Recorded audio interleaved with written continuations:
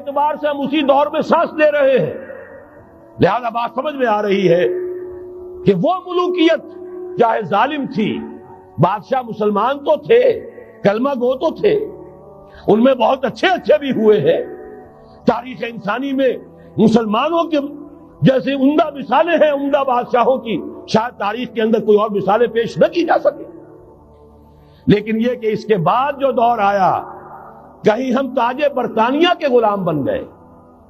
ملکہ برطانیہ، شاہ برطانیہ، his majesty's government, ہر majesty's government, کہیں فرانس کے، کہیں اٹلی کے، کہیں ہالینڈ کے، کہیں اور کسی کے، فرانس کے، اس طرح سے پورا عالم اسلام جو ہے کولونیل دور کے اندر غلامی کے دور میں چلا گیا.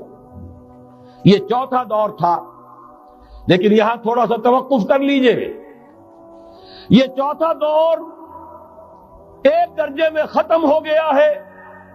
کہتے ہیں دنیا والے کولونیل دور ختم ہو گیا، حقیقت میں ختم نہیں ہوا. براہ راست حکمرانی ختم ہوئی ہے، انڈائریکٹ رول جاری ہے.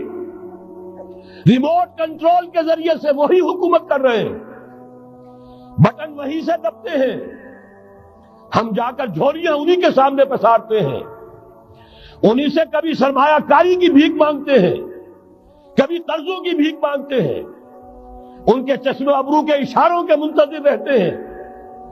ہماری جنگ اور صلح ان کے تابع ہے، ہمارے تمام وسائل ان کے تسلط میں ہیں. وہ دور ابھی ختم نہیں ہوا. فرق صرف یہ ہے پہلے براہ راست حاکم تھے، آج بالواسطہ حاکم ہیں. لیکن حضور نے فرمایا صلی اللہ علیہ وسلم یہ دور بھی ختم ہو کر رہے گا. یوں سمجھیے جیسے کراچی میں لانڈی کورنگی میں کئی نمبر آتے ہیں بسوں میں، Karachi Landhi number 1، Landhi number 2، Landhi number 3، پھر کہیں 3.5 بھی ہوتا ہے. آج ہم بیچ میں کھڑے ہیں اس چوتھے دور کے کہ حضور کے قول کے مطابق ملکن جبرین، یا دور ابھی جاری ہے، نصف ختم ہو گیا ہے، نصف ابھی باقی. لیکن ایک بات تو بڑی تلخ ہے، ابھی بقیہ نصف میں بڑی قیامتیں گزرنے والی ہیں. اسی بقیہ نصف میں وہ معرکہ پیش آنے والا ہے، اسی میں وہ ملاحم ہوں گے، اسی میں وہ الملحمۃ العظمیٰ ہوگی، اسی میں دجال اکبر کا ظہور ہوگا، اس میں ہمارے اوپر تکالیف اور مصائب ابھی اور اس کے سائے گہرے ہوں گے، اور کچھ روز فضاؤں سے لہو برسے گا.